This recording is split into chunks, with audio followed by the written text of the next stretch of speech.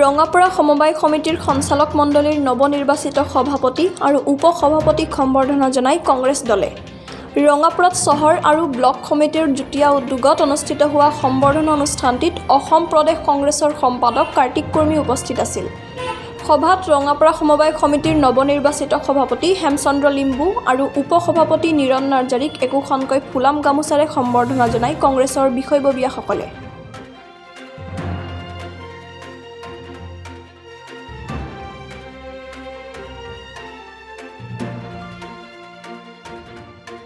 যাতে আমাৰ দলটোক আমি আগবঢ়াই কোনোমতে নিব পাৰিছোঁ, ঠেকা বেঠেকা যেনেকৈ হওক কোনোমতে নিব পাৰিম।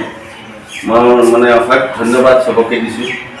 আৰু ইয়াত কথা নাই কোনোবা ৰুলিং পাৰ্টি আছে কি আছে সেইটো পিছৰ কথা, কিন্তু আমি সকলোৱে মিলি পেলাই এই সমবায়টোক যাতে ভালকৈ বচাই ৰাখিম এই আমাৰ উদ্দেশ্য।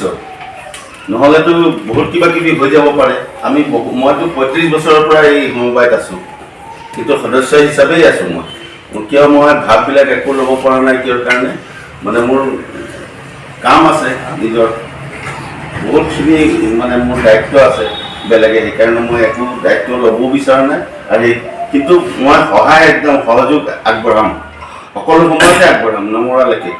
আৰু কংগ্ৰেছত মানে মই আছোঁ আৰু আছিলোঁ আৰু থাকিম, ভৱিষ্যতেও থাকিম। আৰু কংগ্ৰেছ পাৰ্টিটো যাতে আকৌ সবল হওক এই মোৰ উদ্দেশ্য।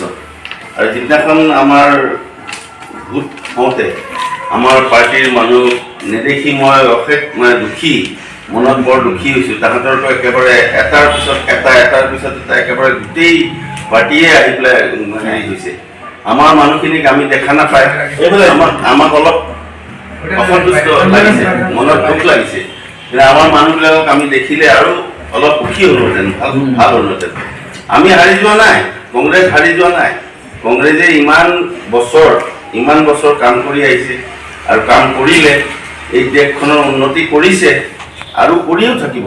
ভৱিষ্যতে আকৌ যে কংগ্ৰেছ নাহিব এইটোৰ কথা নাই। আৰু আমি সকলোৱে মিলি পেলাই একেবাৰে জোৰ কৰিলে আকৌ কংগ্ৰেছ আহিব।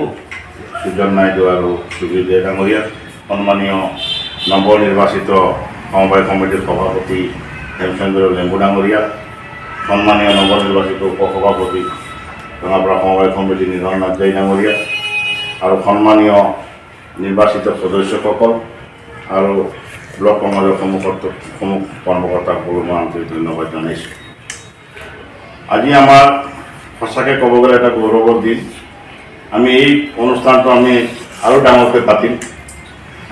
আমাৰ যিখিনি দলীয় কৰ্মী আছে সকলোৰ মাজত আমি এটা ধুনীয়াকৈ, যিহেতুকে আমি বহু বছৰ পঞ্চায়তত আমি হাৰি আছোঁ, যোৱা বিধানসভা হাৰিলোঁ, MP হাৰিলোঁ, আৰু প্ৰথম আমি ৰঙাপাৰাত সমবায় সমিতি দখল কৰাত সক্ষম হৈছোঁ।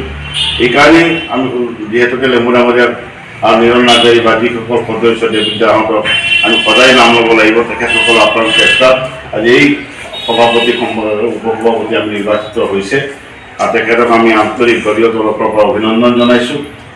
আৰু এই অনুষ্ঠানটো যিসকল সদস্য আমাৰ মাজত উপস্থিত হোৱা নাই তেখেতসকলকো আমি এদিন সম্বৰ্ধনা জনাম। কাৰণ আমাৰ 11জন যদি আমি 11জনৰ ভিতৰত 2জন আমাৰ নাহিব, প্ৰায় 9জনেই আমাৰ বুলি ধৰি লৈছোঁ। কাৰণ আমি ডিবেট কৰি থাকিলে কোনে আমাক 3টা ভোট দিয়া নাই, তেতিয়া কথা বেয়া হ'ব। গোটেইকেইটাই আমাৰ দলৰ হৈ তেখেতসকল আগৰ পৰাই আমাৰ লগত আছিলে, ইয়াতো আমি আলোচনা বিলোচনা কৰিছিলোঁ নিৰ্বাচন অনুষ্ঠিত হোৱাৰ আগতো। আৰু এই অনুষ্ঠানটো আমি যিসকল আমাৰ মেম্বাৰ আছে সকলোকে আমি যাতে আঁকোৱালি ল'ব লাগিব। অমুকে ভোট দিছে তমুকে ভোট, এই ক্ষেত্ৰত আমি আক্ষেপ ৰাখি লাভ নাই। সকলোৱে আমাক লিম্বুদাক সহায় কৰিছে, তাৰ ফলত আজি আমাৰ লিম্বুদাই নিৰণ নাৰ্জাৰী বহুত কষ্ট কৰিছে। তেখেতসকলক আমি আন্তৰিক ধন্যবাদ দি এই চমু অনুষ্ঠানটি আমি ইমানতে সামৰিছোঁ। ধন্যবাদ।